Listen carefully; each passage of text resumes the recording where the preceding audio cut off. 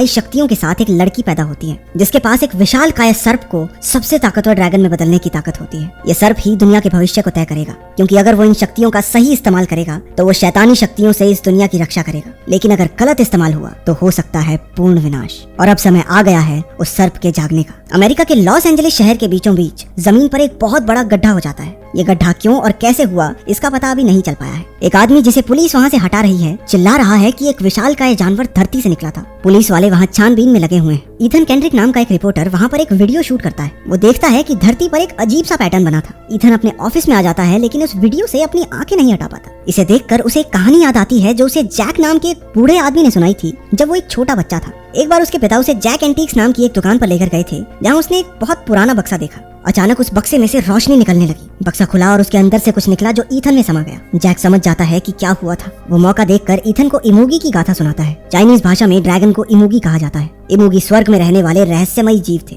हर 500 साल बाद एक इमोगी को मौका मिलता है सर्वशक्तिशाली ड्रैगन बनने का, जो कि बाकी सबसे कई गुना ज्यादा ताकतवर होता है। लेकिन उसके लिए उसे एक तिलस्मी शक्ति को पाना होगा। करीब 500 साल पहले स्वर्ग में सर्पों को ऐसा ही एक मौका मिला था, लेकिन उनके बीच एक ऐसा भी था जिसके इरादे नेक नहीं थे, बुराकी। वो उस तिलस्मी शक्ति को पाना चाहता था जिसकी शक्ति से वो दुनिया में पाप का शासन कायम कर सके, लेकिन उसे ऐसा करने से रोकने के लिए तिलस्मी शक्ति को स्वर्ग से धरती पर भेज दिया गया, जो कोरिया के एक छोटे से गांव में गिरी। उसकी रक्षा के लिए उन्होंने स्वर्ग के एक ताकतवर योद्धा बोकम और उसके शिष्य हरम को भी धरती पर भेजा। उस गांव में नारीन नाम की एक लड़की का जन्म हुआ, जिसके कंधे पर जन्म से ही ड्रैगन का निशान था, जिसका सीधा मतलब ये था कि वो तिलस्मी शक्ति उस लड़की के अंदर है और जब वो 20 साल की हो जाएगी तो उसके अंदर वो शक्ति पूर्ण रूप ले लेगी। बोकम एक छोटी उम्र से ही अपने शिष्य हरम को युद्ध की सभी कलाएं सिखाने लगा ताकि वो नारीन की रक्षा कर सके। वो उसे एक प्राचीन पदक देता है और कहता है कि वो हमेशा उसे अपने पास रखे। नारीन और हरम को एक दूसरे से प्यार हो जाता है। जैसे ही नारीन 20 साल की हुई, उसके गांव पर बुराकी की सेना ने हमला कर दिया। वो पूरे गांव को तहस नहस कर देते हैं। सैनिक हर लड़की के कंधे को देखते हैं ताकि ड्रैगन के निशान वाली लड़की को ढूंढ सके। आखिरकार नारीन उन्हें मिल जाती है, लेकिन हरम उसे ले जा रही सेना की टुकड़ी से लड़कर उसे बचा लेता है। वो नारीन को लेकर एक बड़े झरने के पास आया। बोकम उन्हें ढूंढते हुए जैसे ही वहाँ पहुंचा, उसे अपना दिया हुआ प्राचीन पदक वहाँ पड़ा हुआ मिला। अपने सैनिकों की नाकामी के बाद बुराकी खुद ही उन दोनों का पीछा करने लगता है। वो दोनों पहाड़ी के एक छोर पर आ जाते हैं। उनके पास भागने के लिए अब कोई रास्ता नहीं बचता। बुराकी के हाथों वो दिव्य शक्ति ना लग जाए, इसलिए दोनों खाई में कूद कर अपनी जान दे देते हैं। अब बुराकी को उस शक्ति को हासिल करने के लिए 500 साल और इंतजार करना होगा। कहानी सुनाने के बाद जैक ईथन को एक निशान दिखाता है और कहता है कि वो बोकम का पुनर्जन्म है और ईथन उसके शिष्य हरम का। वो फिर ईथन को वही प्राचीन पदक देता है जो बोकम ने हरम को दिया था और साथ साथ उसे हमेशा अपने पास रखने की हिदायत देता है। जैक ये भी बताता है कि वो लड़की जिसके अंदर वो तिलस्मी शक्ति है, उसका जन्म हो चुका है और उसका नाम है सैरा। वर्तमान समय में ईथन अपने दोस्त से सैरा नाम की लड़की का पता लगाने को कहता है, जो अपने कंधे पर ड्रैगन का निशान लिए पैदा हुई हो। जिस पर उसका दोस्त उसे बताता है कि सैरा नाम की तो हजारों लड़कियां हैं शहर में, किस किस को ढूंढेंगे भाई। दूसरी ओर सैरा जिम में एक्सरसाइज कर रही है। तभी उसकी नजर टीवी पर न्यूज रिपोर्टिंग करते ईथन पर पड़ी, जो जमीन पर बने बड़े गड्ढे की वीडियो दर्शकों को दिखा रहा था। ये खबर सुनकर सैरा हड़बड़ी में वहाँ से चली जाती है। इस सब के दौरान एजेंट फ्रैंक पिंस्की, जो उस गड्ढे में मिले अवशेषों की छानबीन कर रहे हैं, अपने फोरेंसिक डिपार्टमेंट में आते हैं, जहाँ एक साइंटिस्ट ने उन्हें बताया कि ये धातु हीरे से भी ज्यादा सख्त है और किसी भी मौजूदा जानवर पर ऐसी चमड़ी नहीं होती। उधर सैरा को अकेला देखकर कुछ गुंडे परेशान कर रहे थे, लेकिन जैक वहाँ आ जाता है और उन्हें कुछ ही सेकंडों में ढेर करके वहाँ से चला जाता है।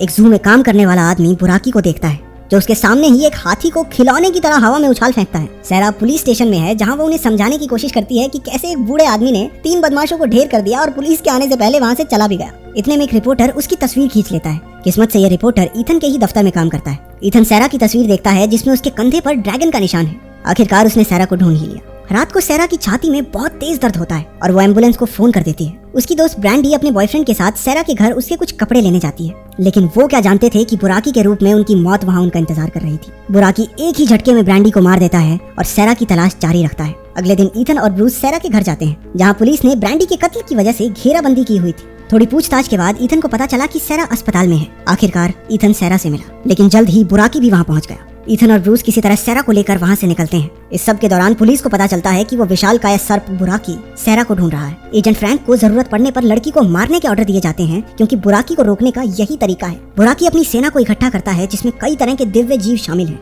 ईथन और सैरा ईथन के एक डॉक्टर दोस्त के पास जाते हैं, जो सैरा को हिप्नोटाइज करके उसके दिमाग में छिपी यादों को बाहर निकालने में उनकी मदद करता है। अचानक एक नीली रोशनी सैरा के अंदर से निकलने लगी और उसका शरीर हवा में तैरना शुरू कर देता है। ईथन ने किसी तरह उसे शांत किया, लेकिन बुराकी उन्हें वहाँ भी ढूंढ लेता है। ये हर जगह पहुंच जाता है। ऐसा लग रहा है इन्होंने व्हाट्सएप पे लोकेशन शेयर कर रखी है इसके साथ। वो एक गाड़ी में वहां से निकले और बुराकी उनका पीछा करता है। वो किसी तरह उसे चकमा देकर एक कैफे में ब्रूस से मिलते हैं, जो उनके लिए एक हेलीकॉप्टर का इंतजाम करवाता है ताकि वो बुराकी से बचकर किसी सुरक्षित जगह पर जा सके। जैक ईथन से कहता है कि वो सेरा को लेकर एक झरने के पास जाए जहाँ वो एक नेक इमोगी को वो तिलस्मी शक्ति दे सके जो सेरा के अंदर है। बुराकी को हराने का यही एक तरीका है। वो दोनों हेलीकॉप्टर में चढ़ जाते हैं, लेकिन बुराकी तेजी से उस बिल्डिंग पर चढ़ता है और हेलीकॉप्टर को हवा में ही पकड़ लेता है। ईथन और सेरा किसी तरह बिल्डिंग की छत पर कूद जाते हैं। हेलीकॉप्टर नीचे रोड पर जाकर गिरता है। ऐसा होने से पुलिस समझ जाती है कि अब मामला इमरजेंसी का हो गया है। 2 लड़ाकू हेलीकॉप्टर वहां आकर बुराकी पर गोलियां बरसाने लगते हैं। इस सब में ईथन और सेरा को वहां से निकलकर भागने का मौका मिल जाता है। हेलीकॉप्टर बुराकी पर हावी पड़ते दिखाई दे रहे थे, लेकिन तभी वहां बुराकी की सेना आ जाती है। ड्रैगन स्काई गुट हेलीकॉप्टर्स पर हमला बोल देता है और टैंकों से लड़ने के लिए भीमकाय जीव आ जाते हैं।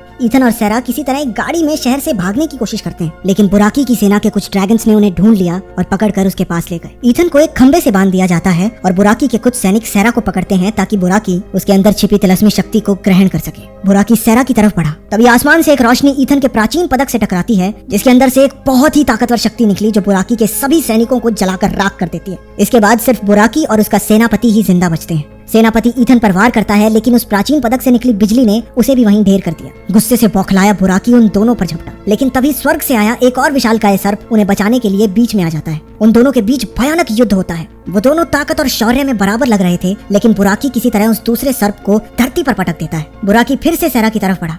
सेरा ऐसा दिखाती है कि उसने बुराकी के सामने हार मान ली है। उसके अंदर से वो तिलस्मी शक्ति बाहर आई, लेकिन जैसे ही बुराकी उसे लेने के लिए आगे बढ़ा, सेरा ने अपनी शक्ति को उस दूसरे सर्प की तरफ मोड़ दिया। तिलस्मी शक्ति को हासिल करके वो सर्वशक्तिशाली ड्रैगन बन जाता है। सेरा बेहोश होकर धरती पर गिर पड़ी। उस दूसरे इमोगी के ड्रैगन बन जाने के बावजूद बुराकी अपनी हार स्वीकार नहीं करता।